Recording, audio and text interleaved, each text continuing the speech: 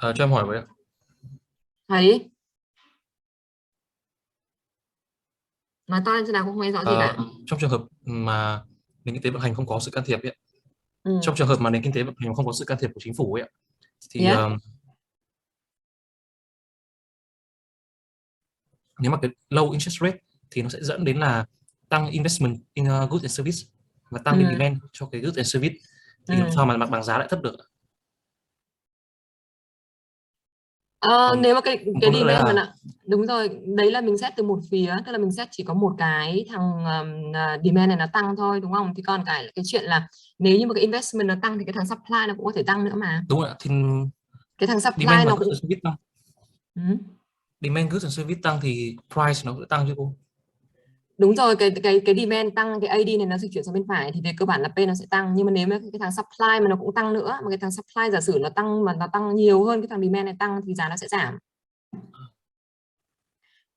Cái mình nói như em nói nó chỉ là từ một phía thôi, từ mình xét cái tác động Còn này sẽ từ cả một yếu tố phía thôi. supply nữa. Đúng rồi, nó còn cả cái supply nữa.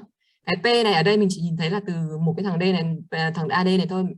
Khi mà P thay đổi thì mình đang phân tích là P thay đổi thì thằng AD này thay đổi, được chưa? Còn lại cái P thực Bây sự giờ em của hỏi nền nữa kinh là tế. trong trường hợp mà vâng, thì trong trường Ừ. hợp mà chính phủ can thiệp ấy, thì nó nếu mà nói như vậy thì cái việc mà interest rate ở mức thấp thì cái mặt bằng giá cao hay thấp nó không ảnh hưởng gì đến cái investment, đúng không ạ? Không có chứ, vẫn vẫn có ảnh hưởng chứ. Bởi vì thực ra là hai cái thị trường này là nó có link với nhau, tức là cái thị trường hàng hóa dịch vụ và Sao cái lại thị có trường nhỉ? tài chính.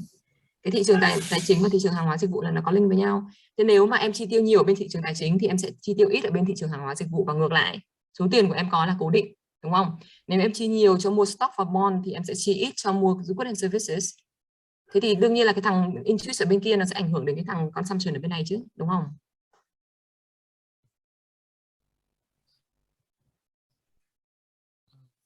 Có nghe được không các bạn? Thắng đang hỏi đúng không nhỉ? Thắng có nghe được không em? Ừ, cô không nghe thấy Vâng Thắng ạ, nói gì. Ừ. nó hơi bị lag. Ừ, Vâng, em lag hay cô lag đấy? chắc là em lag. Ừ. Với cả thế này này, những cái thứ mà mình mới đề cập từ từ đầu đến giờ ấy, hai ba cái buổi này, ba bốn cái buổi này là một số cái thứ rất là đơn giản thôi đã.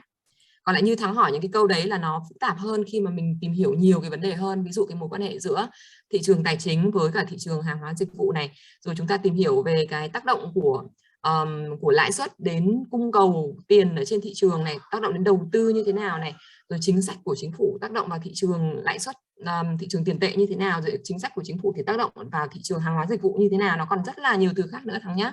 Còn lại cái thứ mà mình nói ở đây nó mới là những cái rất là basic thôi, rất là cơ bản thôi. Ở trong cái phần này thì cô tóm lại là mình đang nói về cái đường cầu trước đã, được chưa? Cái đường tổng cầu, không phải đường cầu, đường tổng cầu trước đã, thì nó là tổng của các cái yếu tố trong tổng chi tiêu của các yếu tố trong nền kinh tế cộng lại, bao gồm có cá nhân, hộ gia đình, chính phủ, nước ngoài, và đầu tư, đúng không? Thế thì đấy mới là một phía, từ phía cầu đấy thôi đã. Còn lại cái mức giá chung cân bằng của thị trường, lại cái price ở chung của thị trường, cái overall price mà nó được xác định ở cái mức equilibrium, là cái mức cân bằng ấy, thì nó lại phụ thuộc vào cân bằng cung cầu cơ, nó cả phải AD và AS nữa cơ, được chưa? Và cái thằng AS kia, cái thằng supply của cả nền kinh tế thì nó phụ thuộc vào production, nó phụ thuộc vào vào cái resources mình có, đúng không? Labor, rồi thì physical capital, rồi thì knowledge, rồi thì material nữa, vân vân. Thì nó sẽ là một cái phía khác, mà ở đây về cơ bản là trong cái nội dung của mình học ấy rất là ngắn thôi ấy, thì mình chỉ tiếp cận được từ phía cầu là chính thôi, mình không tiếp cận nhiều từ phía sản xuất cung đâu. Thế cho nên là để trả lời được những cái câu hỏi mà Thắng hỏi, và kể cả giải thích những cái hiện tượng thực tế ở ngoài ngoài ngoài nền kinh tế ấy, nó sẽ phải cần rất là nhiều những cái kiến thức khác nữa nhá. Chứ còn cái phần mà của mình ở đây nó đơn giản là mình đang đang rất là đơn giản hóa vấn đề, và mình đang nhìn vấn đề ở một cái góc rất là nhỏ. Cho nên nếu mà mình kỳ vọng giải thích được cái hiện tượng kinh tế một cách gọi là thấu đáo thì mình cần thêm nhiều các cái tìm hiểu sâu thêm nữa, được chưa? Ở đây nhá, cô nói lại là cái phần này mình đang mới tiếp cận từ phía cầu, tổng cầu thôi, mình nhìn các cái nhân tố tác động đến tổng cầu thôi đã, cái hình dạng của đường tổng cầu thôi đã. Còn lại thực tế là mức giá nó tác động đến lãi suất như thế nào, lãi suất nó tác động đến tổng cầu như thế nào, vân vân, nó còn một loạt các cái sơ đồ mô hình tác động lằng nhằng này khác cơ, thì ở đây mình chưa đề cập đến. Ok, nhưng những câu hỏi như của Thắng thì không sao hết cả. Cô chỉ đang nghĩ rằng là nếu mà cô có giải thích kỹ hơn như thế thì các bạn cũng sẽ khó hiểu, bởi vì là một số cái mô hình, ví dụ cô giải thích là lãi suất nó thay đổi thì nó tác động đến đến đến thị trường tiền tệ như thế nào, rồi nó tác động đến cầu về đầu tư như thế nào, rồi nó tác động đến tổng cầu như thế nào, thì có thể là các bạn sẽ không hình dung được, bởi vì có chúng ta không không đi chi tiết đến các cái mô hình cụ thể đấy. Được chưa? Thắng ok không em? Em cũng chưa ok lắm. Thì bây giờ hỏi lại câu hỏi xem nào để cô giải thích lại cho Thắng hiểu xem nào. Thì ý em hỏi là trong ngắn hạn ấy, thì Ừ. cái việc mà lãi suất mà thấp ấy, thì nó không bị phụ Ừ. thuộc vào price. Lãi suất thấp nha, lãi suất thấp là bây giờ mình xét xem lãi suất thấp là nó ở bên thị trường, tài chính nhá, đúng không? Nó ảnh hưởng đến đến cung cầu về về tiền tệ ở trên thị trường tài chính nhá. Thì lãi suất thấp về cơ bản là đầu tư sẽ tăng, đồng ý không? Đúng rồi ạ, đầu tư tăng. Đúng chưa? Đầu tư tăng tức là y tăng, đúng chưa? Vâng. Y là mạng tăng, đúng chưa? Đấy là một phía này. Thứ hai, lãi suất thấp thì tiêu dùng sẽ tăng, đồng ý không? Đúng, tiêu dùng tăng. Đúng rồi, vì sao? Bởi vì lãi suất thấp là người ta không gửi tiền vào ngân hàng nữa, người ta thấy là gửi tiền vào ngân hàng không có lợi lắm so với trước đây, người ta sẽ mua sắm nhiều hơn, chi tiêu nhiều hơn, C tăng. Như vậy em thấy là C tăng này, em thấy là Y tăng này, đúng không? C tăng, Y tăng tức là cái thành phần của tổng cầu tăng lên rồi, đúng không? Thế thành phần của tổng cầu tăng lên trên cái mô hình của chúng ta, nếu thành phần của tổng cầu tăng lên, AD dịch chuyển sang bên phải, giả sử cung không giảm thì điều này sẽ làm cho P tăng. Đồng ý không? Đúng rồi. Đồng ý không? Vâng vâng. Ok, Đúng rồi.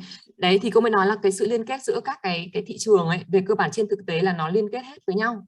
Nó không có cái gì độc lập cả, không có chuyện là một mình thằng này đứng độc lập và nó chỉ bị, ví dụ thằng AD này chỉ bị tác động bởi thằng P và thằng P này chỉ bị tác động bởi thằng AD, không phải thế. Nhá, ở đây mình đang đơn giản là mình chỉ nghiên cứu thằng P với thằng AD thì nó là như vậy thôi. Chứ còn lại trên thực tế là thị trường này nó liên kết với thị trường kia, cái chính sách này nó tác động hoặc là một cái biến động này nó sẽ gây ra một loạt các cái biến động loanh quanh hoặc là lân cận. Đó, những cái thứ mà có liên quan nó đều biến động hết. Thì trong cái trường hợp như thế là mình sẽ rất là khó để mà mình giải thích một cách thấu đáo được, đúng nhỉ? Và kể cả các cái mô hình kinh tế cũng vậy, người ta sẽ cố gắng để người ta mô hình hóa, người ta giả định là nếu thế này thì là thế kia, chẳng hạn như thế. Thế nhưng mà như cái câu hỏi của Thắng thì cũng không không không phải là không giải thích được. Như cô nói thì nó tác động đến đầu tư này, nó tác động đến tiêu dùng này, nó tác động đến tổng cầu này, đúng không?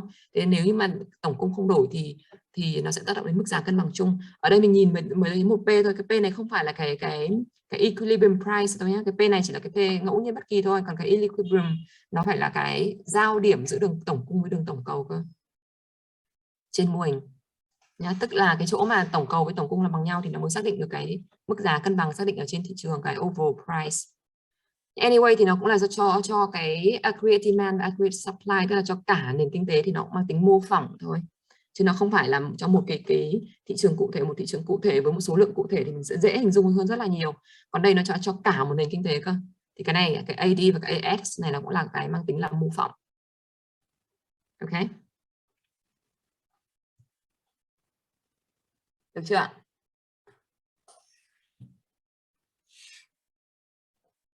Cho cô một tí nhé.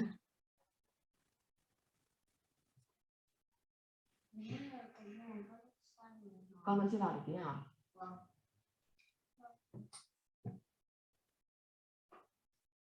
Các bạn chờ cô một tí để cô đổi cái mạng cho nó được không?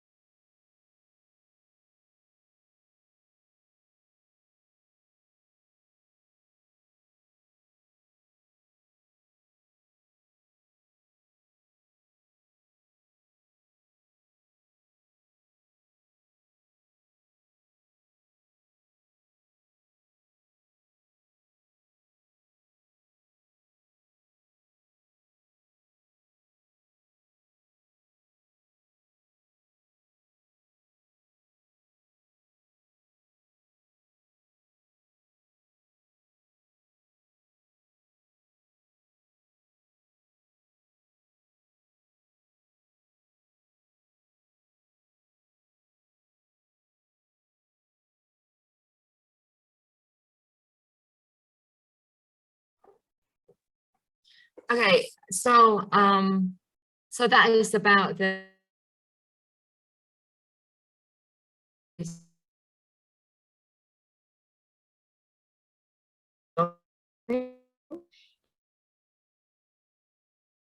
and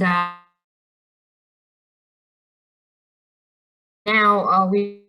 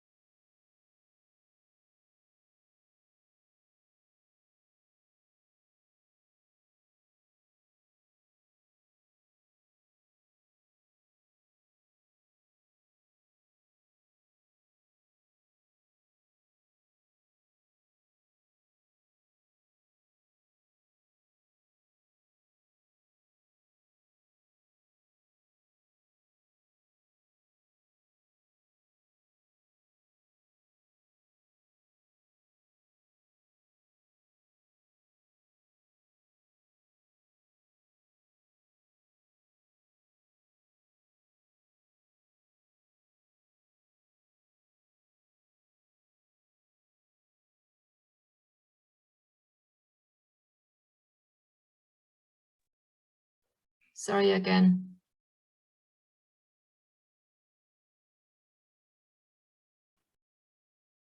Can you see the slide now? Yes, I see that. Yeah. Okay. All right. So so we are talking about a movement, or sorry, a shift of the AD curve, or the change from one curve to another curve, right?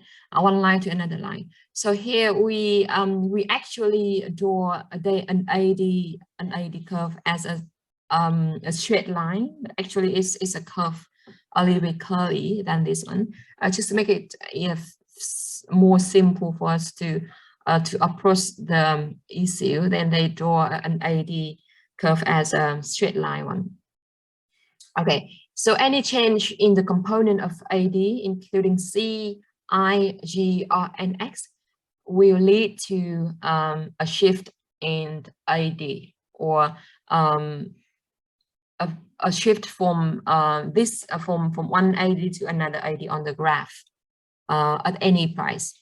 So here, for example, at price P1, then when there's nothing happened yet, we have the aggregate demand curve as an AD1. But when, for example, C raised or C consumption increased because of the stock market boom, that make household feel wealthier, they spend more on goods and services, then consumption increase. And consumption increase, here we see that AD increase as well. And AD increase means that it shift from AD1 to AD2. Okay, so any increase in those components, C, I, G, R, and X, will lead to an increase in AD and shift AD to the right. Okay, vice versa, if any of those components decrease, then AD will decrease and shift to the left. Okay.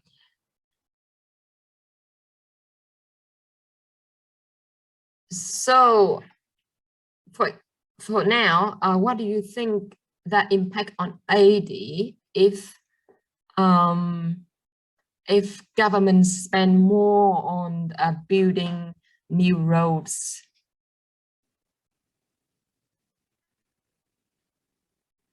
Again, what do you think the AD will change and how it will shift if governments spend more on building more roads, infrastructure? Các bạn thử nghĩ xem, nếu như chính phủ mà tăng chi tiêu cho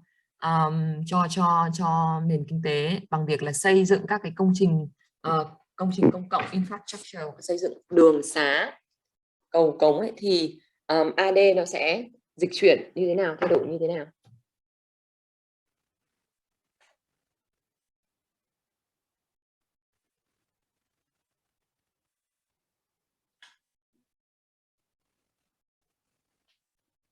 Lúc nãy chúng ta vừa mới lấy một cái ví dụ nhá, đấy là khi mà thị trường tài chính nó nở rộ và mọi người kiếm được nhiều tiền từ thị trường tài chính hơn, đúng không? Người ta cảm thấy giàu hơn và như thế người ta chi tiêu nhiều hơn, thì chúng ta có cái đường tổng cầu AD nó dịch chuyển sang bên phải từ đường AD1 sang đường AD2 đây này, đúng không?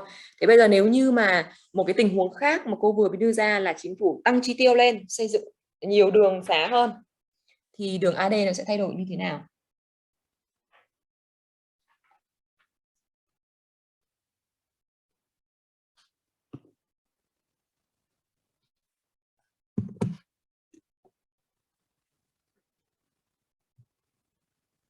Thì nếu câu là dịch chuyển đường AD dịch chuyển sang bên phải đúng không ạ?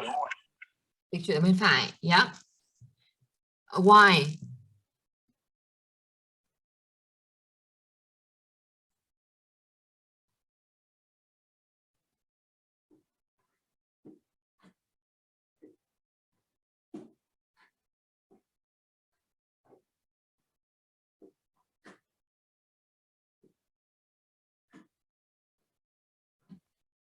Vì cả hai đều tăng rồi. Which increase? Which one is increase? Cái nào tăng? AD.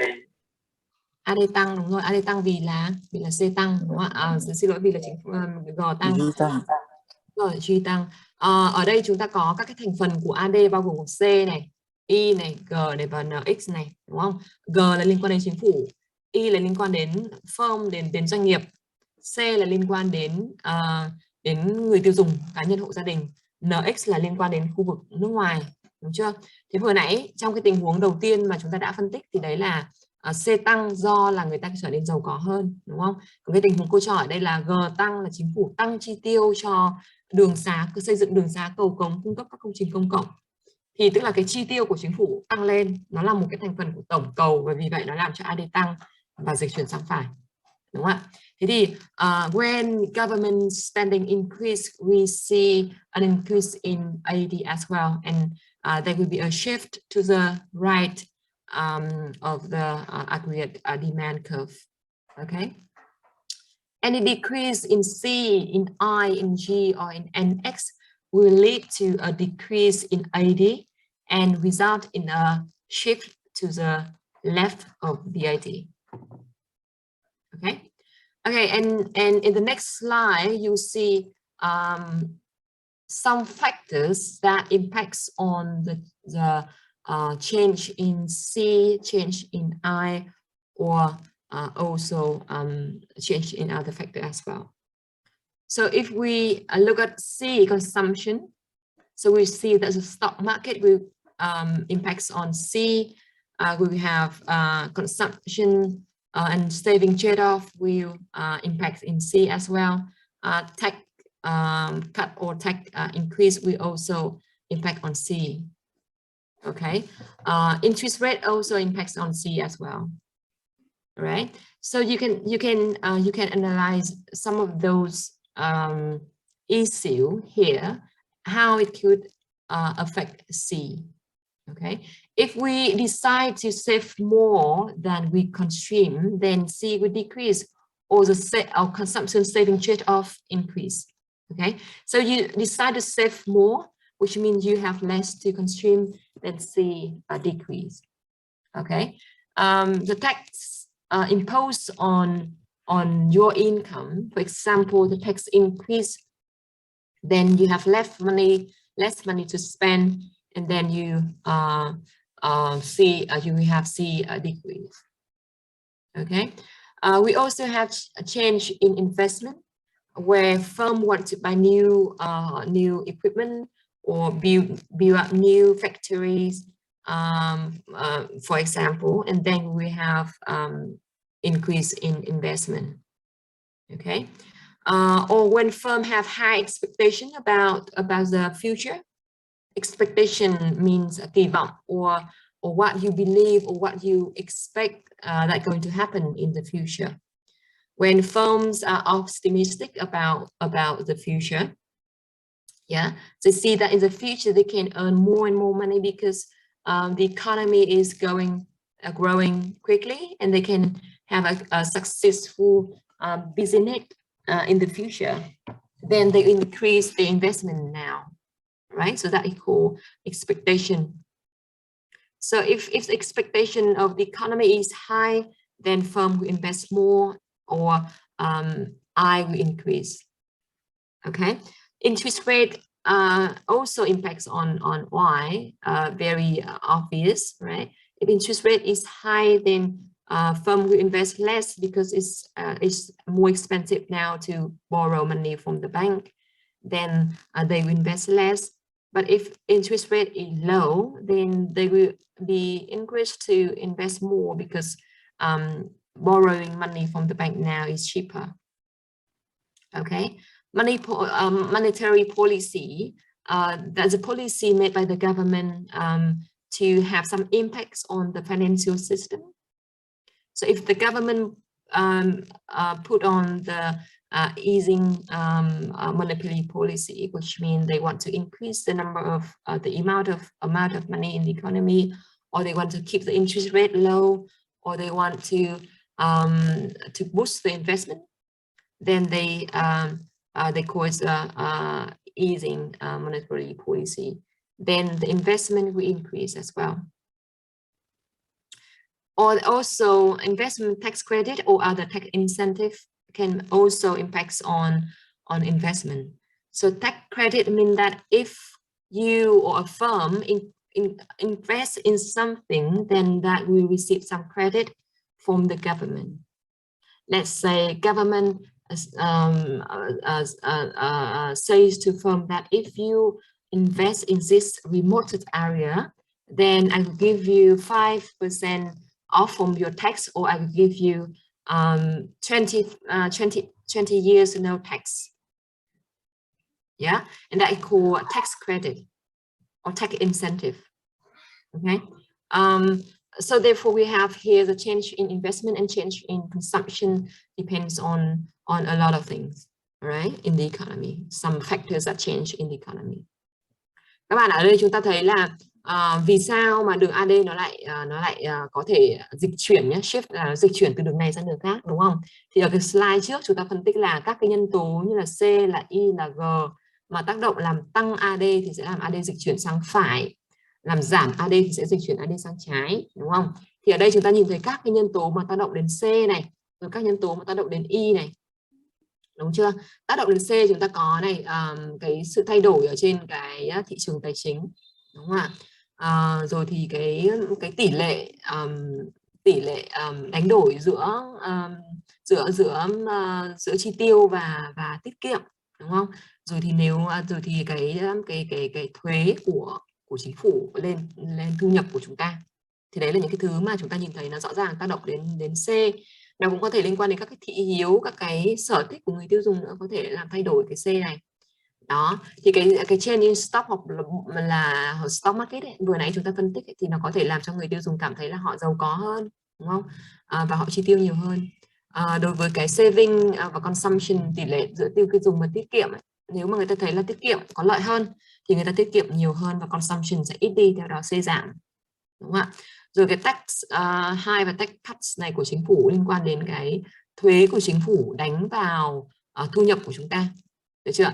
Nếu mà các bạn nhớ thì cái thu nhập mà chúng ta được quyền tiêu dùng gọi là disposable income, là cái thu nhập khả dụng, nó phụ thuộc vào thuế, được chưa? Khi mà thuế mà tăng lên thì cái số tiền chúng ta phải nộp cho chính phủ sẽ nhiều hơn, và do đó thì cái số tiền còn lại để chúng ta chi tiêu sẽ giảm đi, đúng không ạ? Như vậy thì cái tax đấy nó ảnh hưởng đến cái consumption của dân cư, của người tiêu dùng nói chung.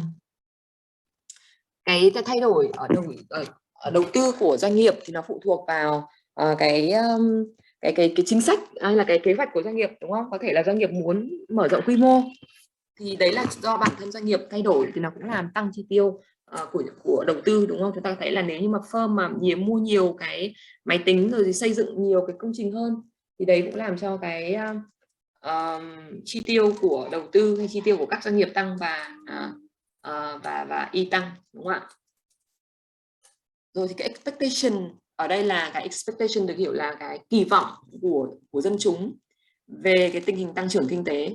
nếu như mà dân chúng kỳ vọng là nền kinh tế tăng trưởng phát triển tốt, được chưa, thì họ sẽ thì nó sẽ làm cho những cái nhà đầu tư, những cái người, những cái chủ doanh nghiệp cảm thấy rất là hứng khởi về tương lai, đúng không? Và khi mà họ kỳ vọng rằng tương lai tăng trưởng tốt như vậy thì họ sẽ đầu tư nhiều hơn ở thời điểm hiện tại, bởi vì họ tin tưởng là tương lai mà mọi người đều giàu lên, mọi người đều đang rất là optimistic, rất là lạc quan, thì họ sẽ có thể có một cái business thành công, một cái kinh doanh thành công, đúng không ạ? Đấy thì là liên quan đến cái expectation. Còn cái interest rate tức là cái tỷ lệ lãi suất, đúng chưa? Tỷ lệ lãi suất mà thay đổi thì đầu tư thay đổi rõ ràng rồi, đúng không? Lãi suất mà nhiều cao thì đầu tư giảm, và lãi suất mà thấp thì đầu tư tăng, đúng không ạ? Rồi thì chính sách tiền tệ, monetary policy là chính sách tiền tệ, là cái chính sách mà tác động vào thị trường tiền tệ của quốc gia, của nền kinh tế. Thì chính sách tiền tệ có hai loại là nới lỏng và thắt chặt. Thì nới lỏng tức là chính phủ sẽ mở rộng cung tiền, tăng cung tiền, lãi suất giảm thì đầu tư tăng. Đó, hoặc là thắt chặt là chính phủ giảm cung tiền sẽ làm lãi suất tăng, đầu tư giảm. Đúng không ạ? Thì cái monetary policy này nó cũng ảnh hưởng đến cái interest rate, và nó cũng ảnh hưởng đến cái AD. Được chưa? Cái investment tax credit hoặc là other tax incentives tức là những cái khuyến khích đầu tư của chính phủ. Tax credit giống như là cái những cái cam kết của chính phủ mà sẽ tặng cho, hoặc là sẽ hỗ trợ cho các doanh nghiệp nếu như mà doanh nghiệp đầu tư vào cái gì đó. Được chưa? Nếu như mà doanh nghiệp đầu tư vào khu vực remote area, khu vực xa xôi hẻo lánh, thì giả sử sẽ miễn thuế cho doanh nghiệp trong vòng 20 năm, giả sử sẽ cho doanh nghiệp thuê đất miễn phí trong vòng 20 năm chẳng hạn, như thế thì cho thuê đất miễn phí hoặc là miễn thuế, thì đấy gọi là cái tax credit hoặc là tax incentive. Được chưa nhỉ? Thì những cái đấy nó cũng sẽ thúc đẩy đầu tư, nó cũng sẽ thúc đẩy các doanh nghiệp đầu tư nhiều hơn cho hàng hóa và dịch vụ. Chưa? Thì đấy là những cái nhân tố mà tác động đến C và Y, hay là nó làm thay đổi chi tiêu của tiêu dùng của dân cư, và nó làm thay đổi cái chi tiêu của doanh nghiệp. Đúng chưa? Và theo đó nó cũng sẽ làm thay đổi cái chi tiêu chung của nền kinh tế, hay là AD. Đúng chưa? Another factor here is that the change in government spending. Okay, so government spending can also change when government have different plan. When it wants to spend more on defense, on developing or boosting the economy, or such thing like that, right? When government spending increase, then AD will increase as well, right? Or also it could be the spending made by the local government. Okay, the local government means that the government at the lower level, like the district level or provincial level or communal level, all of that belong to government spending. AED can be also shift when we see a change in net export. Okay, so net export actually it depends on other country. On other country, not only Vietnam. So net export depends on how well other country perform. Right?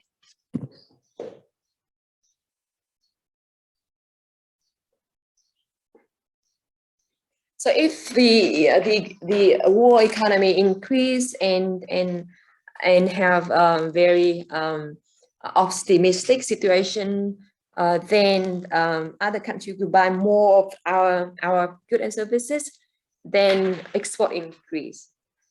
Okay, and if the world economy face a recession, then they become less richer than before, and then they buy less of our export, right?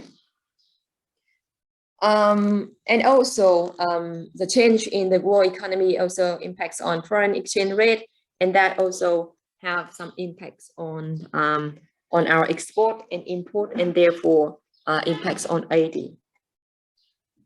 Okay. Còn hai cái nhân tố nữa đấy là thay đổi trong cái chi tiêu của chính phủ và thay đổi trong cái cái xuất khẩu dòng, được chưa? Thì cái chi tiêu của chính phủ nó có thể thay đổi khi mà chính phủ chi tiêu nhiều hơn cho quốc phòng an ninh, chi tiêu nhiều hơn cho phát triển kinh tế, tham gia các cái gói, tổ chức các cái gói hỗ trợ kinh tế, đúng chưa? Vào chính sách bằng chính sách tài khóa, chính sách tiền tệ thì đấy, thì nó sẽ làm thay đổi cái chi tiêu của chính phủ và nó thay đổi tổng cầu. Và theo đó thì chúng ta thấy rằng là cái chi tiêu của chính phủ thì có thể là chi tiêu ở trong chi tiêu trung ương của trung ương ở cái cấp trung ương, hoặc là có thể là ở cái cấp địa phương ở đây theo cái nghĩa là tỉnh hoặc là huyện hoặc là xã, đúng không nhỉ? Thì tất cả những cái phần đấy phân bổ cái ngân sách phân bổ với các địa phương đấy thì đều nằm trong cái chi tiêu của chính phủ, được chưa? Hoặc là cái nhân tố cuối cùng đấy là chi tiêu cho xuất khẩu dòng, được chưa? Cái sự thay đổi của xuất khẩu dòng, thì cái xuất khẩu dòng ở đây á, là cái chúng ta muốn ám chỉ đến cái mua bán hàng hóa của một nước đối với các cái nước khác, đúng không ạ? Và chúng ta thấy rằng là nếu như mà xuất khẩu nếu như mà các cái nền kinh tế của các nước mà nó lạc quan, đang trên cái đà phát triển thì nó sẽ tăng cầu cho các loại hàng hóa dịch vụ, trong đó cả cầu về những cái loại hàng hóa dịch vụ của chúng ta, của cái việc chúng ta bán nữa, đúng không? Và theo đó thì cái tổng cầu của chúng ta sẽ tăng, đúng không? Hoặc là khi mà nền kinh tế của các quốc gia mà rơi vào cái trạng thái suy thoái hoặc là giảm sút thì cũng sẽ làm cho cái cầu về hàng hóa của chúng ta giảm, và theo đó xuất khẩu giảm thì cái NX này của chúng ta giảm, đúng không ạ? Và những cái sự suy thoái của nền kinh tế thế giới nó cũng ảnh hưởng đến cái thị trường ngoại hối. Foreign exchange rate là foreign exchange market là thị trường ngoại hối, tức là thị trường trao đổi đồng tiền quốc gia này với đồng tiền quốc gia khác. Thì actually foreign exchange rate or foreign exchange market is something that we will talk about later on our final topic on an open economy. But today, for this section, we just need to remember that change in the foreign exchange rate can also lead to change in net export. Okay, so we see there are a few factors that impacts on consumption, on investment, on government spending, and on export. And those factors, if it have any impact, it will shift the IED curve either to the left if it's decreased the aggregate demand, or shifts the IED to the right if it's increased the quantity of aggregate demand. Okay. Yeah, so this is an example for you to discover how those factors impacts on the aggregate demand curve. Okay, so what happened to the IED curve if a 10 years old investment tax credit expired? 10 years old investment credit expires, which means the investment tax credits will be no more for firms. So what happened now? So previously, when there's no impact there, yeah. So the original point here is that every firm have 10 years old investment tax credit, which means firm will not need to pay investment tax for 10 years. But now it's over. Okay, so how it impacts on the investment, the total investment of the economy? There are no more tax credit. So now if you join the market, you have to pay tax on your new investment. So how that impacts on investment and AD? Okay. Yeah, so some other factors there as well. The US exchange rate fall, how that happened? I think the question B here, will a little bit difficult for you to explain. If you can, then that's great. If you don't, then that's fine, because this is kind of hard for you here when we haven't talked about the open economy yet. C, a fall in price increase the real value of consumer wealth. Okay, a fall in price, which means price fall, and increase the real value of consumer wealth. People can buy more goods and services, how it impacts on AD. Okay. Number D, state government replace their sales tax with new taxes on interest, dividend, and capital gain. Sale tax with new tax on interest, dividends, and capital gain, which means that rather than sale tax now or revenue tax now, it will be tax on interest rate, on dividends, and on capital gain, and how that reflect in the change in AD. Okay, I can see number A and number C is pretty straightforward for you. Numbers B and number D need a little bit more attention. Các bạn thử phân tích các cái tình huống này xem là nó tác động như thế nào tới AD nào. Okay, I'm afraid that we don't have the breakout room, then we can't send you into some room to discuss. So other platform we have that function, and it's better to have some time for you to get to know each other and chat. But I don't know why we don't have it here.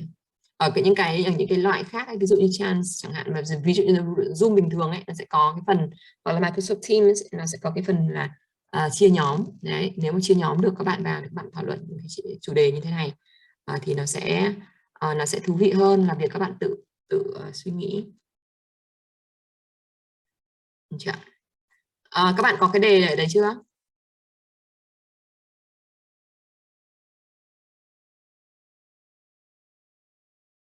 Nhé, chúng ta có cái đề này các bạn không có cái đề, cô đang dừng chia sẻ.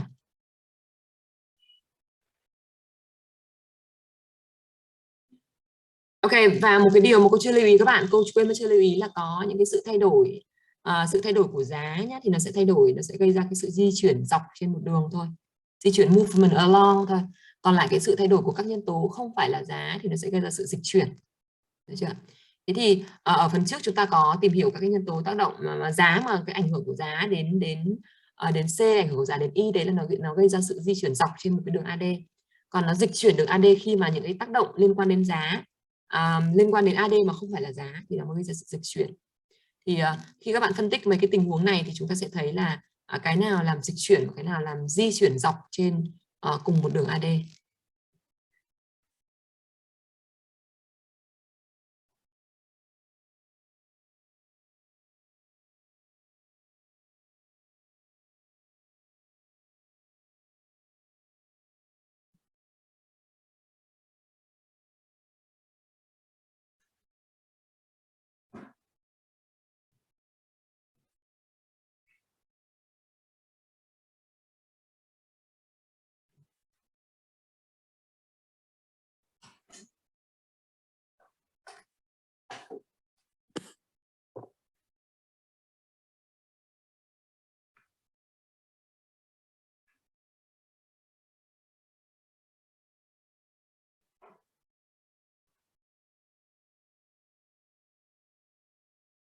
Okay, how do you think?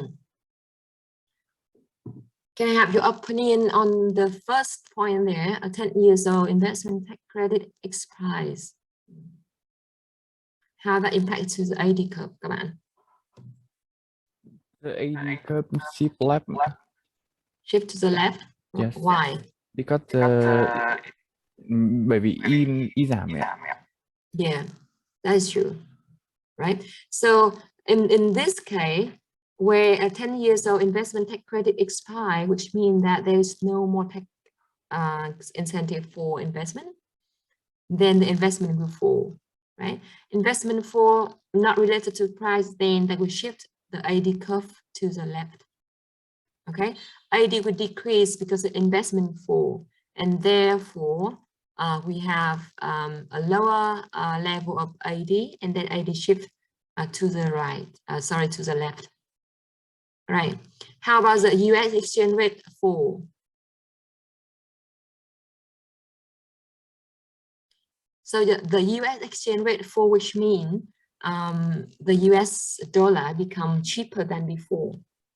Cheaper to the right. Yeah. So the US exchange rate fall, which means the US dollar become cheaper. Then the goods and services produced by the American, by the US, the USA now, become cheaper to other countries in the world. Yeah, and therefore other countries will buy more goods and services produced in the US, and therefore net export increase. Đúng không? Cái giá của đồng tiền đô la Mỹ giảm, đúng không ạ? Cái exchange rate của cái đồng đô la Mỹ này giảm xuống, tức là cái giá của nó giảm xuống. Thì tức là những cái hàng hóa mà sản xuất ở Mỹ ấy, nó sẽ trở nên rẻ hơn so với trước đây. Đúng không? Những cái người mà mua cái hàng hóa của Mỹ bây giờ được mua với cái mức giá thấp hơn, bởi vì cái giá của đồng tiền nó giảm mà, đúng không ạ? Thế thì nó sẽ làm tăng cầu về cái hàng hóa của Mỹ ở nước ngoài. Những cái quốc gia khác, những cái người mà mua hàng hóa của Mỹ trước giờ ấy, bây giờ sẽ mua nhiều hơn, bởi vì là cái tỷ giá giảm, được chưa? Thế thì sẽ làm tăng cầu về hàng hóa của Mỹ, và theo đó thì làm xuất khẩu của Mỹ tăng, đúng không? Xuất khẩu của Mỹ tăng hay là một cái thành phần của tổng cầu tăng, đấy chính là net export tăng. Net export tăng thì sẽ làm cho AD của Mỹ dịch chuyển sang bên phải, được chưa?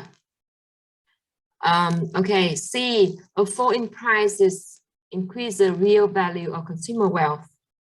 How it happened to D?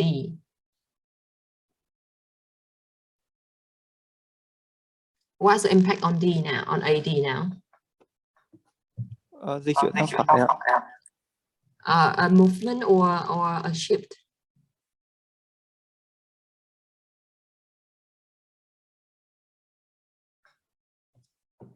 So a fall in prices, so this is related to price. So a fall in prices make people become wealthier, and they consume more. Okay, so that fall in price on the vertical axis lead to an increase in the horizontal axis on the same AD. So this will lead to a movement along the AD curve, not a shift. Yeah, like I said before, a change in price, any change in price over price, okay, will lead to a movement, not a shift. Right? I didn't mention that very clearly before at the very beginning of today lesson, but just here, just emphasize that any change in price will lead to a movement along the curve, and any change that relates to AD but not the price, then we shift the curve. Okay. Ở đây cô nhắc lại một cái đoạn lúc nãy là cô chưa có make very clearly lắm ở đoạn đầu ấy.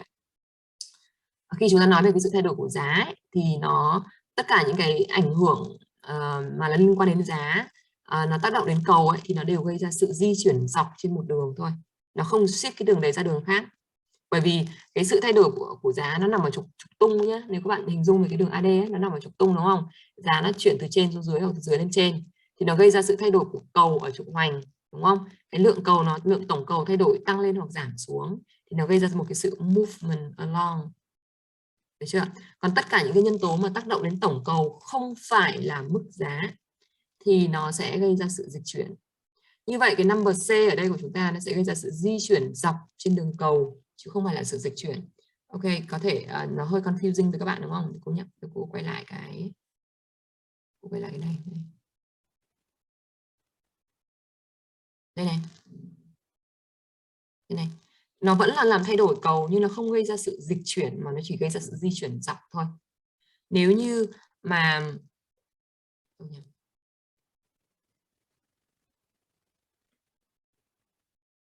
đúng không? Chúng ta có là ví dụ như là P thay đổi này thì làm cho cái thằng AD này thay đổi do cái yếu tố về C và do yếu tố về Y này, đúng không?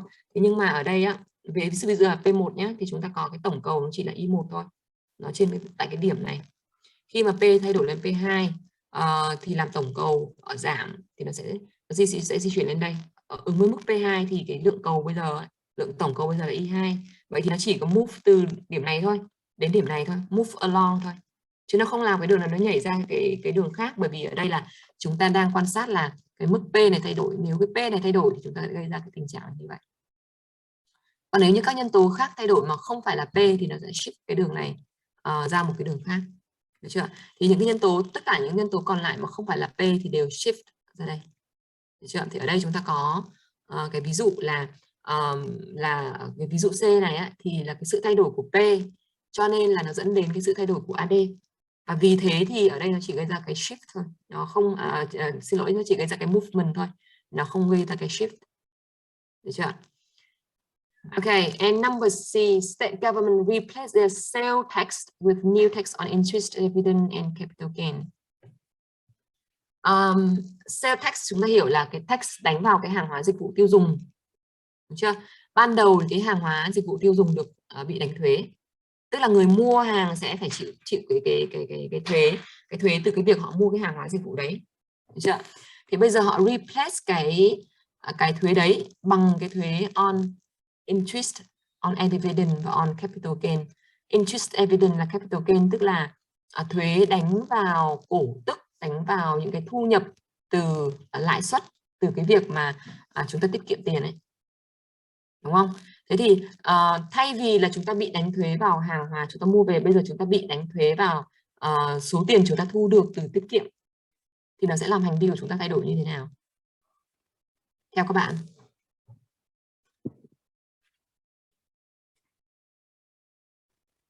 Nếu mà chúng ta tiết kiệm nhiều hơn để chúng ta kiếm nhiều cái interest rate này hơn này, chúng ta kiếm nhiều cái lợi ích, cái income từ cái dividend này, hoặc là từ các cái khoản cho vay khác này, thì bây giờ chúng ta bị đánh thuế nhiều hơn, đúng không? Trước đây chúng ta không đánh thuế, bây giờ chúng ta bị đánh thuế. Thế thì điều gì sẽ xảy ra nếu như mà như thế, nếu mà điều đó chính phủ làm như vậy, chúng ta sẽ tiết kiệm ít hơn, đúng không?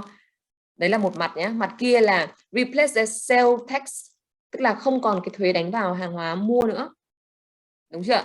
Thế thì hàng hóa mua thì sẽ không bị đánh thuế nữa, thì người tiêu dùng sẽ mua nhiều hơn, đúng không ạ?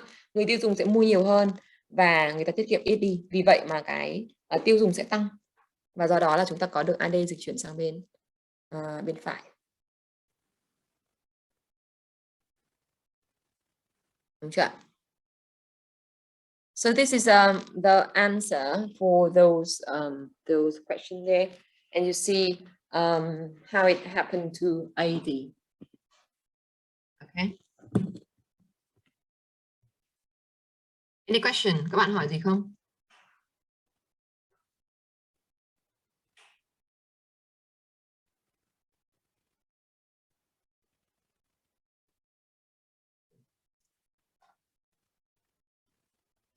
Everything okay?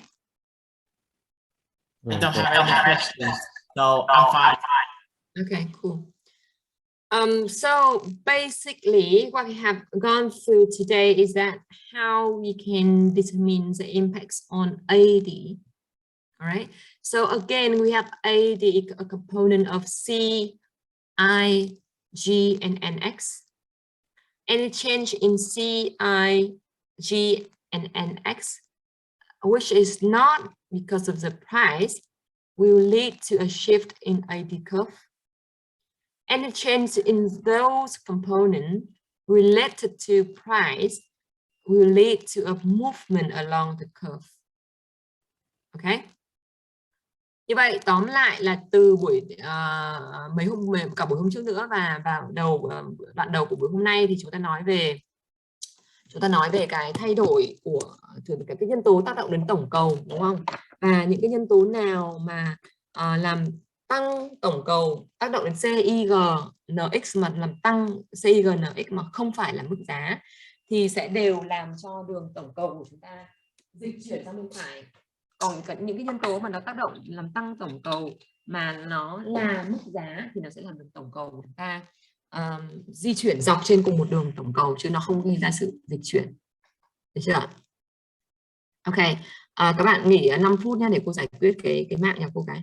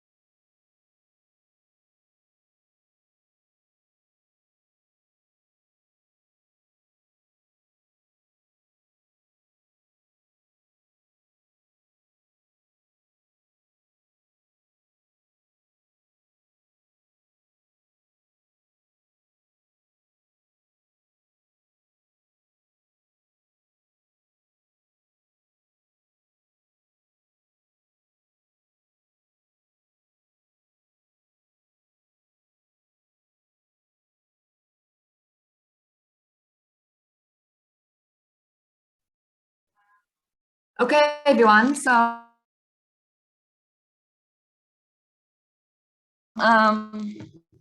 so next up, we will talk as well in how supply curve and demand curve intersect with each other and determine the equilibrium price for the economy, right? Anyway, we will just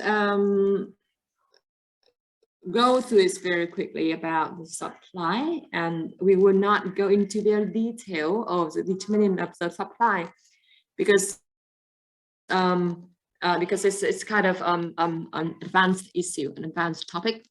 All right. So aggregate demand is the total demand of the whole economy, and aggregate supply shows the total quantity of goods and services that firms produce and sell at any given price level. So on the one hand, aggregate demand refers to the consumption or the demand for goods and services of the whole economy. Supply shows the capacity of the economy in producing goods and services. Okay, so at any given price here on this graph, we see that a firm will be willing to supply some goods and services. And for the short term, if the price increase, firm will want to produce more and sell more goods and services in the market. And if the price decrease, firm will want to supply less, right? And that is for a short term.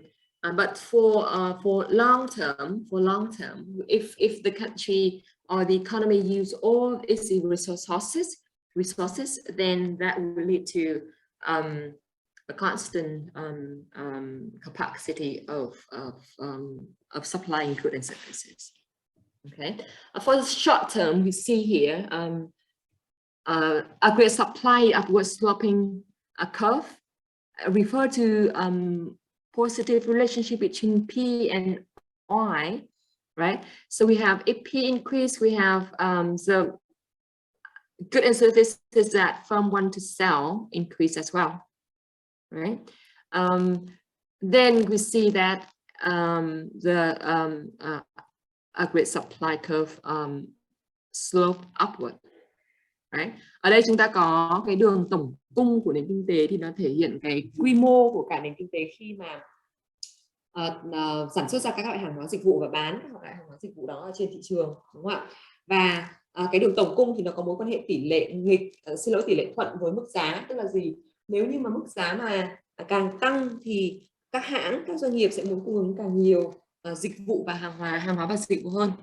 Vì thế mà cái đường tổng cung ở đây của chúng ta nói trong ngắn hạn ấy, thì nó là một cái đường nó dốc lên, upward sloping là dốc lên, đúng không? Và cái đường dốc lên này thì nó thể hiện mối quan hệ giữa P và lượng cung ở đây là mối quan hệ tỷ lệ thuận. Giá tăng thì tôi muốn bán nhiều hơn.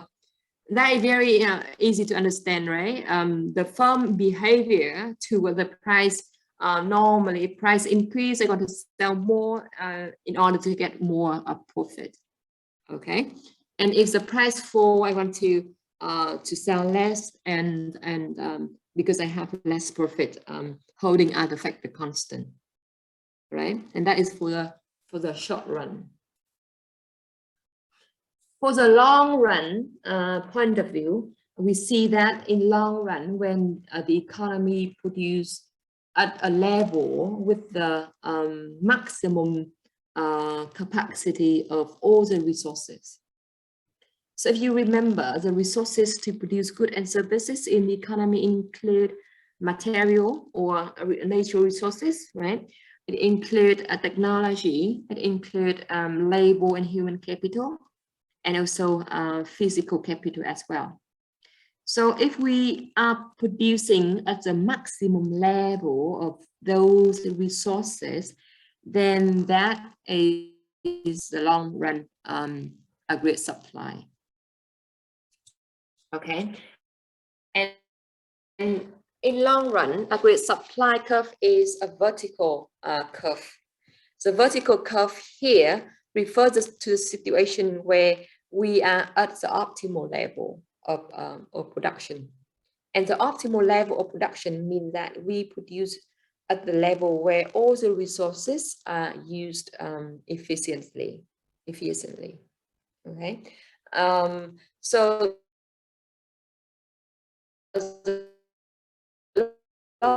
long run AS of the long level of goods and services that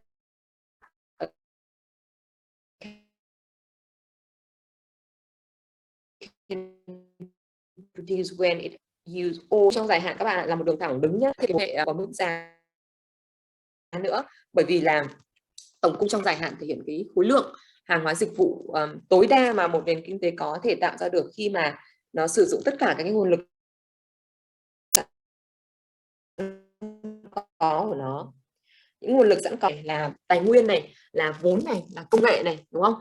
Khi mà nó sử dụng tất cả những cái yếu tố sẵn có đấy một cách tối đa, tức là ở cái maximum level, ở cái optimal level, ở cái mức mà tối ưu nhất ấy, thì nó sẽ tạo ra được một cái khối lượng hàng hóa dịch vụ là cố định mà nó không phụ thuộc vào mức giá.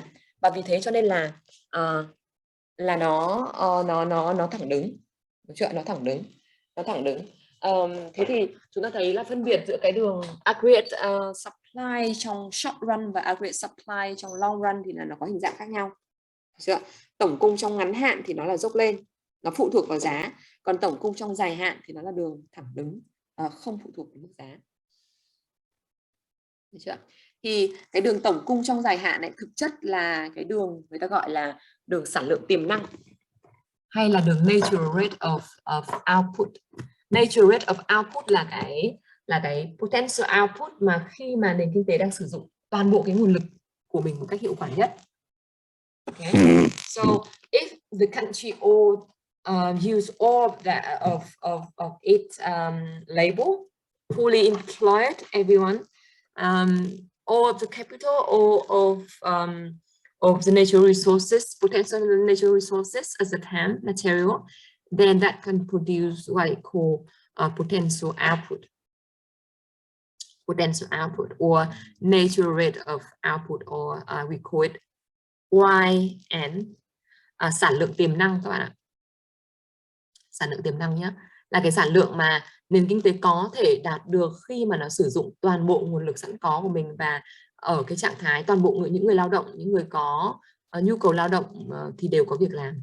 Được chưa? Gọi là full employment output, là cái mức sản lượng mà ở đó tất cả mọi người đều có việc làm, hay là nền kinh tế sử dụng nguồn lực một cách hiệu quả nhất. Tất cả các nguồn lực đều được sử dụng, không có người ngồi chơi, không có nhàn rỗi. Được chưa? Thì there are more to it. There are more to explain and to discuss about full employment output and natural resource, natural rate of output. But for today, I think for this course specifically, we do a very basic one. Then we won't have a chance to talk a lot about it. So just take it easy. That the long run aggregate supply curve is a vertical line, okay, and the value of it, the value of long run aggregate supply is the potential output, okay, and potential output means the output at the point where the country use all of that resources effectively. Everyone have a job, right? And no capital as or I mean every capital is doing their job. Okay, so we have aggregate supply curve in the long run is a vertical line, and the aggregate supply in short run is the upward sloping line. Okay. Như vậy các bạn chỉ cần nhớ cho cô về cái đường cung nhé. Là chúng ta không có học ở trong phần bữa đơn giản của mình thì mình sẽ không học nhiều về cái phân tích về cái đường cung đâu, nó liên quan đến hàm sản xuất các từ phức tạp. Thì ở đây chúng ta chỉ cần nhớ là về đường cung thì chúng ta sẽ có hai đường, hai kiểu. Một là đường cung ngắn hạn thì nó là đường dốc lên. Hai là đường cung dài hạn thì nó là đường thẳng đứng. Được chưa? Ngắn hạn dốc lên bởi vì lượng cung trong ngắn hạn, tổng cung trong ngắn hạn ấy, các doanh nghiệp thay đổi ấy là phụ thuộc vào mức giá. Mức giá thay đổi thì các doanh nghiệp sẽ thay đổi cái lượng hàng hóa mà nó muốn cung ứng. Và về cơ bản là mình sẽ nghiên cứu cái tổng cung trong ngắn hạn đấy. Được chưa? Còn trong dài hạn tức là cái khoảng thời gian lâu, long term, là chúng ta tính cho nhiều năm, được chưa? Trong một cái khoảng thời gian dài thì tổng cung trong dài hạn về cơ bản nó bị giới hạn bởi cái sản lượng tiềm năng, cái potential output là cái sản lượng tiềm năng, được chưa? Thì cái sản lượng tiềm năng chính là cái sản lượng tối đa mà nền kinh tế có thể tạo ra được khi mà sử dụng tất cả cái nguồn lực sẵn có của nó, và vì thế mà cái đường tổng cung trong dài hạn là một đường vertical thẳng đứng tại cái mức sản lượng tiềm năng đấy. Okay. Yeah, because long-term aggregate supply is a vertical line, so any change in P does not affect any change in the potential output. Okay, and this is a kind of classical theory on long-run aggregate supply. Okay, the long run supply curve might shift when we have more resources, where you have more labor or labor force is more efficient now. They have better skill, higher skill now. They are more educated now, for example, or they have, the economy have more people to join the labor force. Then the potential output will increase.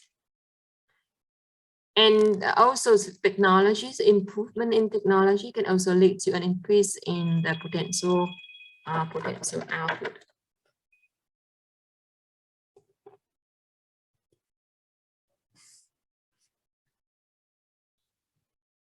Okay.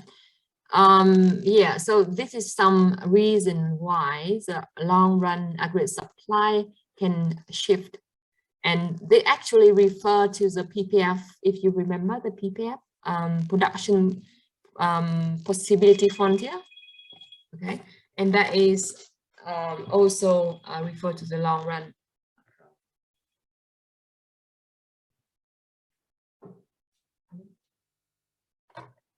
Bye.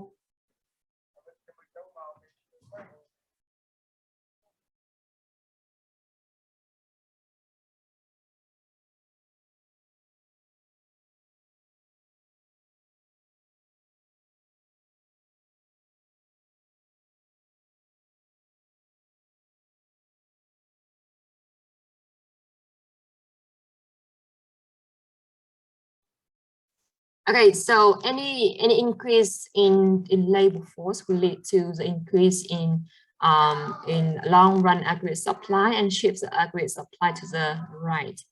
It includes the immigration or the movement of labor from some other of the country to the country. The baby boomer retire, for example, if people want to retire earlier than before, then there will be a change in the labor force. Or government policy reduce natural unemployment rate, or you can understand that the government policy on employment that also lead to a change in labor force, and any change in labor force, any change in technology will lead to a change in the potential output, and may shift the long run aggregate supply curve to the left or to the right. Okay. Yeah. So you can see there, immigration, baby boomer retire, government policy reduce natural unemployment rate can lead to change in labor force. Any change in capital or human resources, like investment in factory equipment, or increase in the education for people, or factory destroyed by natural disaster, then it also impacts on long run curve. Change in natural resources as well, right? Yeah, any change in natural resources also shifts the long run supply curve. And if you remember, this is something we talked about before when we talk about the production production possibility frontier, right? Anything that shifts the production possibility frontier to the right also reflect in the shift to the right of the long run aggregate supply.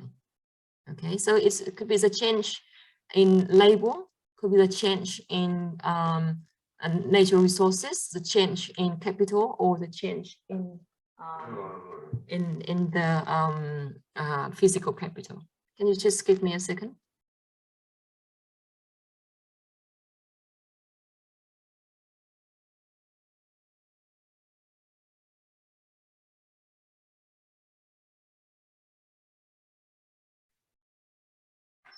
Yeah. Okay, so we have the change in our resources. In the resources for production will lead to the change in aggregate supply, and any increase in those things will shift the aggregate supply to the right, and any decrease in those resources will lead to a decrease in aggregate supply and shift the aggregate supply in long run to the left. Okay, and economy country will want to see an increase in a long run aggregate supply, right? And we see the increase in the PPF or the shift in the PPF to the right. Okay, ok các bạn nhé, tức là chúng ta ở đây nói đến cái đường cung trong dài hạn thì nó phụ thuộc vào các cái nguồn lực đầu vào, đúng không? Chúng ta có 4 cái nguồn lực chính đấy. Thì bất kỳ cái sự thay đổi của các nguồn lực này theo hướng tăng lên thì nó sẽ làm đường cung trong dài hạn dịch chuyển ra phía ngoài, và giảm đi thì sẽ làm đường cung trong dài hạn dịch chuyển vào phía bên trong. Được chưa? Thế thì các bạn thấy là có những cái nhân tố mà tác động đến từng cái yếu tố một đây này, natural resources nó bị tác động bởi cái gì này, rồi thì capital nó bị tác động bởi cái gì này, rồi thì labor force nó bị tác động bởi cái gì, đúng không ạ? Hoặc là còn cái gì nữa nhỉ? Còn cái technology nữa, đúng không? Thì tất cả những cái nhân tố nào mà nó ảnh hưởng làm tăng thì sẽ làm cho nó dịch chuyển sang bên phải. Và một cái sự dịch chuyển sang bên phải của đường tổng cung trong dài hạn ấy, thì nó thể hiện cái quy mô lớn hơn của nền kinh tế. Okay, any question?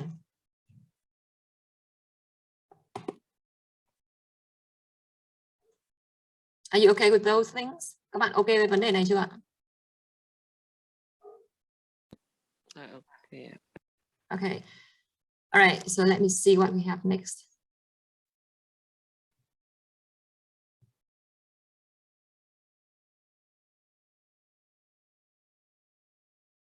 Okay, there are some other slide here for you to read through at home, where we see the change in the long run curve, and also related to the change in aggregate supply as well, together. And it's also referred to the improvement or the development of the economy. Okay. And also one important point here I want to discuss with you is that when we see an increase in long run aggregate supply over time, together with that we see the increase in the aggregate demand, and therefore we also see the inflation over time, and that is why we always see an increasing trend in the price over time, right? 20 years ago, 30 years ago, the price for one like meal is very cheap, was very cheap, but it's not now anymore, right? And it keep increasing, and this is what you see. To explain for that, we see that the long run supply increase over time, and the IDCAP increase as well, and therefore we have the inflation increase. Okay, can you still hear me? Các bạn còn nghe thấy cô không? Okay, good. I'm so sorry for today inconvenient. I hope that it will be sorted soon. Okay. All right, so what do we have here for the short run aggregate supply? It depends on P, right? It depends on price. So therefore, aggregate supply for short run shift upward. Any increase in price lead to an increase in quantity supplied. Okay.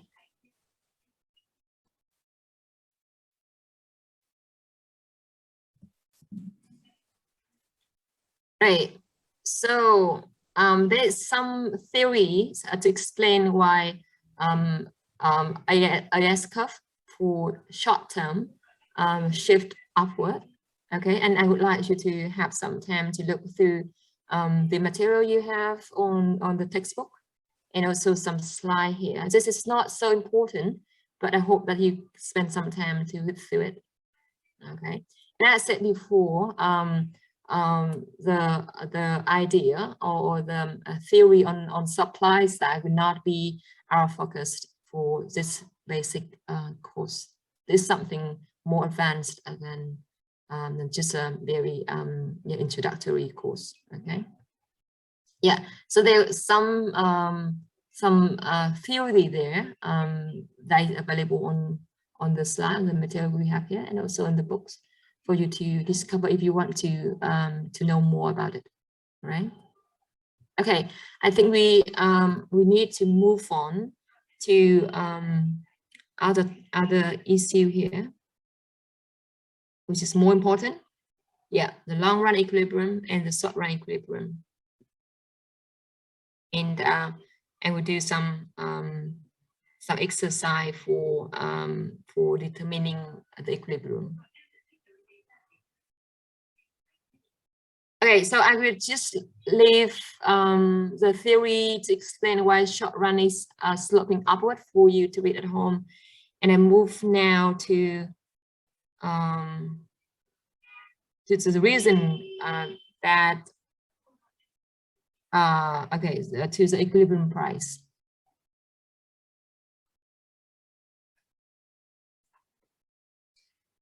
So we said before that the equilibrium point in the economy could be determined by the intersection between aggregate demand and aggregate supply.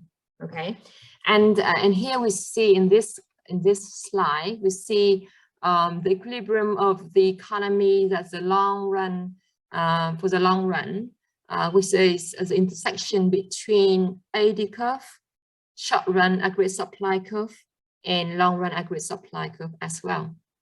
So you see there the point where three curve intersect, and that is called long run equilibrium. If you take away the long run curve there, the vertical line there, then you have short run equilibrium. Okay, so for the long run equilibrium, we have the P equal to PE, or the price of the economy equal to P, and the total output of the economy now, the equilibrium now, equal to the potential output. So we have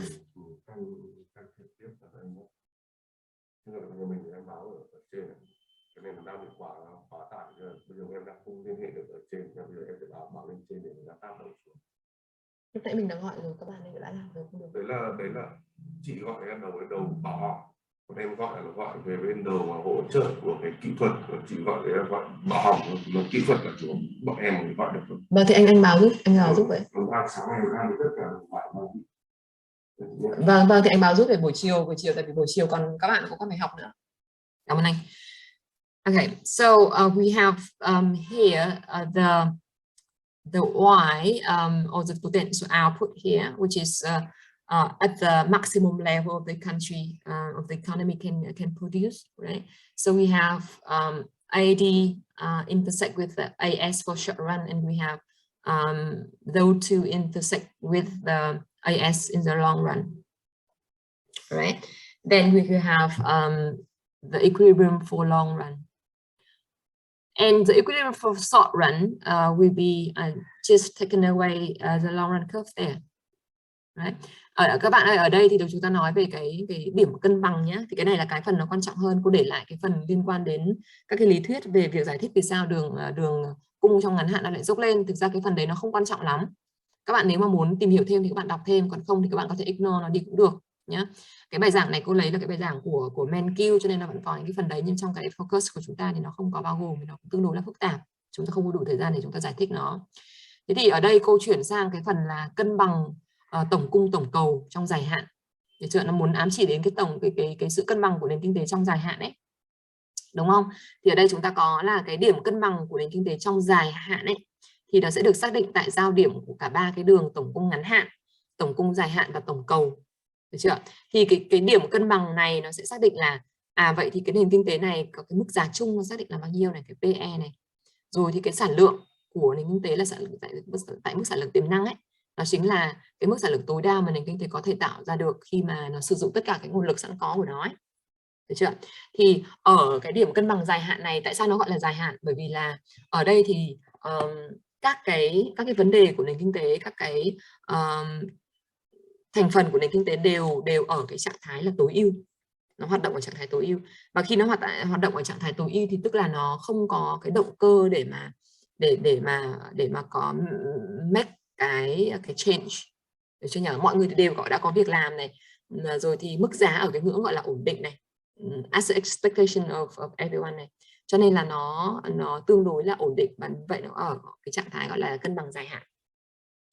Tuy nhiên thì the economy will not be in this situation for a long time. That will be somewhere close by, but not exactly on that point.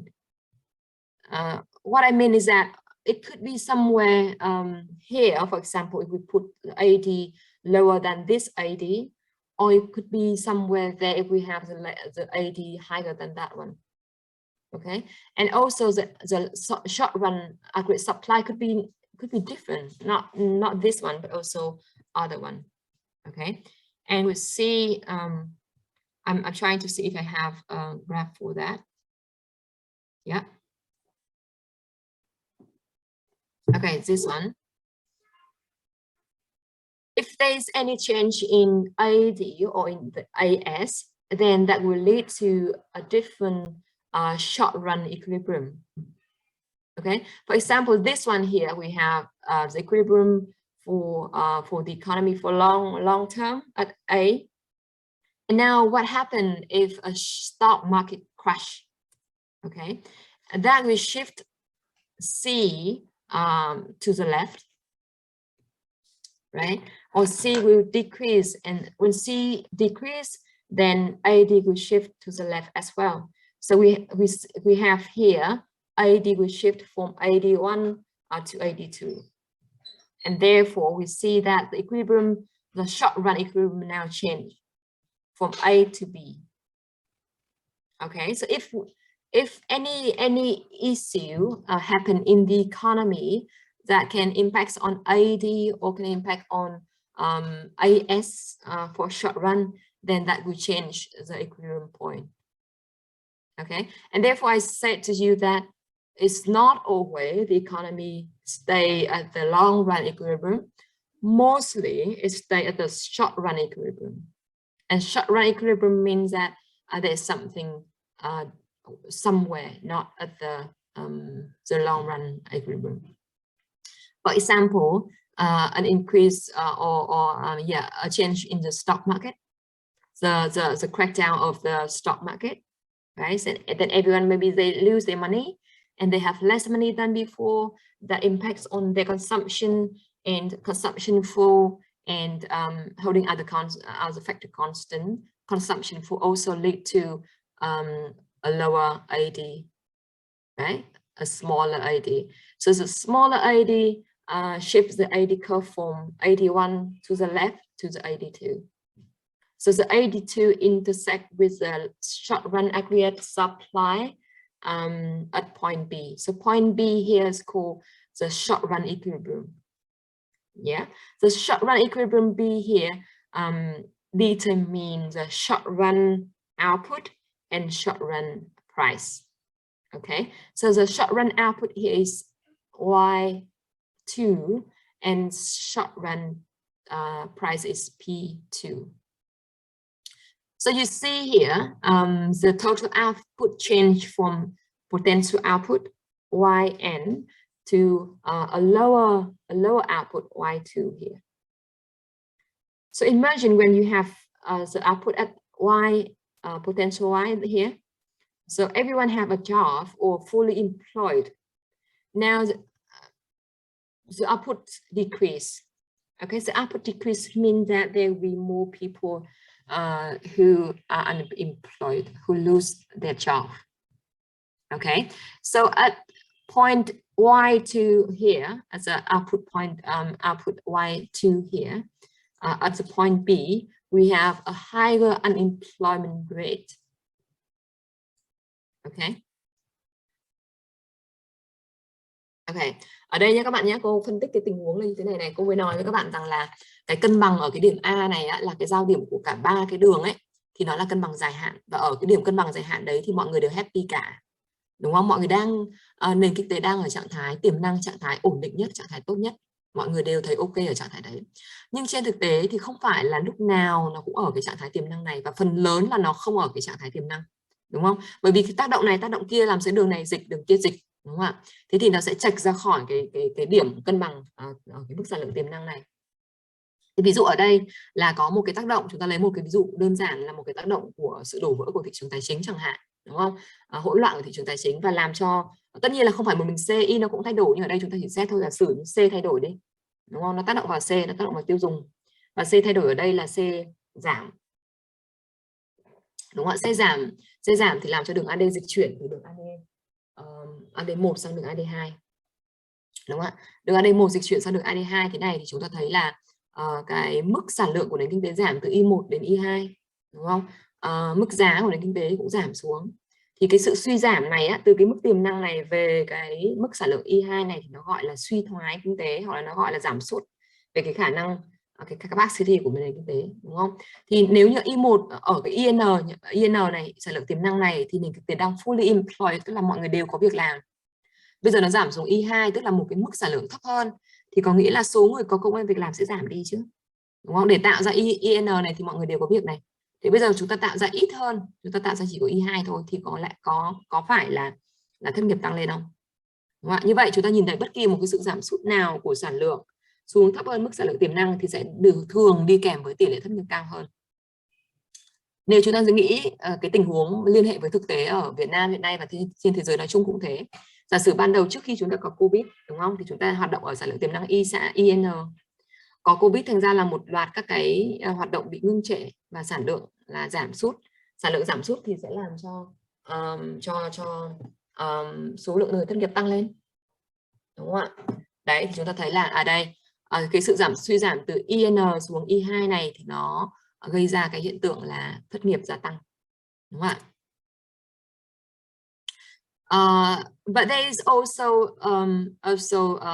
an impact on the short run curve as well when P fall. So we have price fall from P1 here to P2, right? So when when P4 or price decrease, from time to time, it also impacts on short run curve, right? P now become less than before or lower than before, then the price for production will also decrease as well. If price for inputs for production decrease, then the supply will increase. Okay, and we see the increase from the supply curve for short run from AS1 to AS2, and it will all again bring the economy to the potential equilibrium. Okay. Yes, that's for the long run. So you see that for the long run, the economy will always make changes, right? If somewhere in the economy, some part of the economy change this way, the other part will change the other way, and it's just like the pull and push effect, pull and push factor that always work together, and that always try to get the economy to the potential equilibrium or the potential output. Like what we said before about the COVID-19 situation. So we have, with the COVID-19 situation, the economy fall, right? The output of the economy fall, but then over time it will also increase again. If the economy can't motivate itself to increase again, then government will do something. Okay, government will put something by giving some policy, right, to encourage firm, encourage individuals household to operate at the optimal level.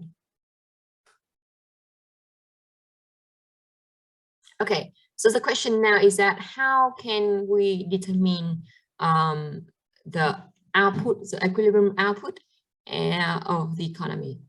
Okay, so for example, we have the aggregate demand for the economy takes this form: AD equal to C plus Y plus G. Yeah, aggregate demand is a function of production function, but we assume that the aggregate demand is constant. So you see Y bar there, which is the constant aggregate supply. So we assume that the aggregate supply is constant. So we have a constant Y. Okay, so the equilibrium will be determined by taking aggregate supply equal to aggregate demand. So we have aggregate supply is constant, Y bar equal to C plus I and plus G. Okay, so to make it simple, we will keep Y here constant, we keep I here, or investment constant, and we keep C equal to C bar plus MPC multiplied by YD. Okay, so we will just ignore the interest rate here. Okay, so this is an exercise for you to determine the equilibrium output.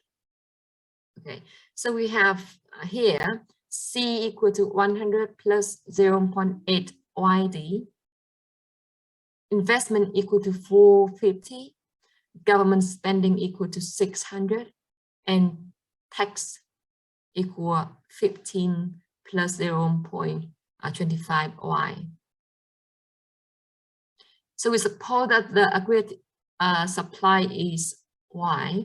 How can we have the aggregate demand of the economy now? And also, what is the equilibrium output? Okay. Yeah, so this is yeah, number C there.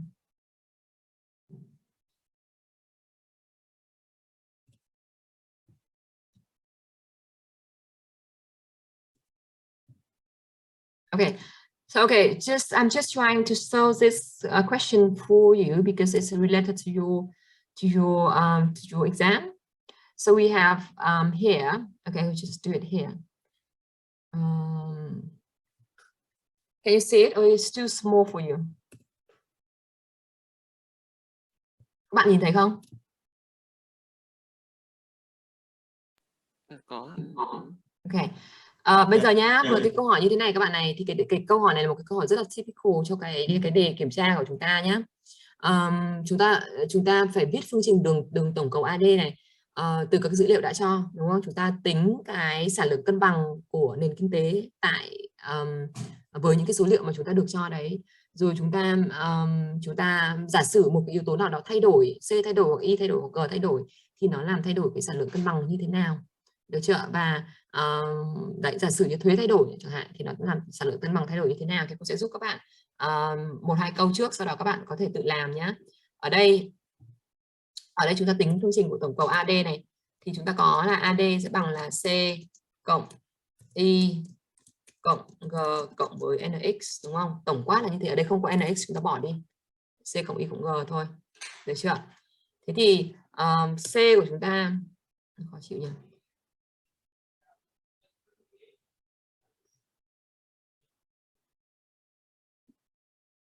Chúng ta có C này thì bằng là C ngang là bằng phương trình hàm C chúng ta có rồi, 100 cộng với 0.8 ID, được chưa?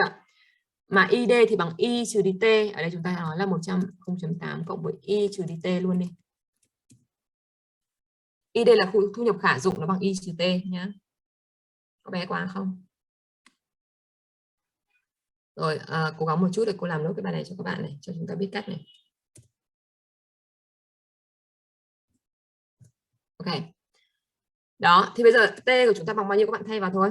T của chúng ta bằng là 15 cộng 0,25 y đúng không? Vậy ở đây chúng ta sẽ bằng 100 cộng với 0,8 nhân với mở ngoặc y trừ đi t ở đây là bằng 15 trừ đi 0,25 y.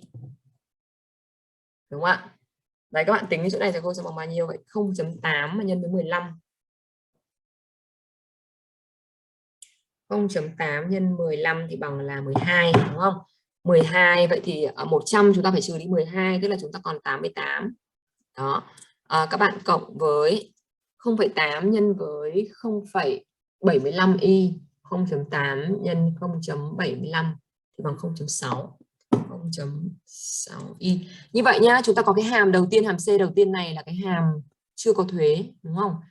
Cái hàm C khi chưa có thuế, còn khi mà chúng ta đã trừ đi thuế rồi ấy, thì cái hàm C của chúng ta ấy, nó chỉ còn lại là 88 cộng 0,6 y thôi, chứ không phải là bằng 100 cộng 0,8 y nữa nhá. Lưu ý với chúng ta khi chúng ta có thuế nó là như vậy.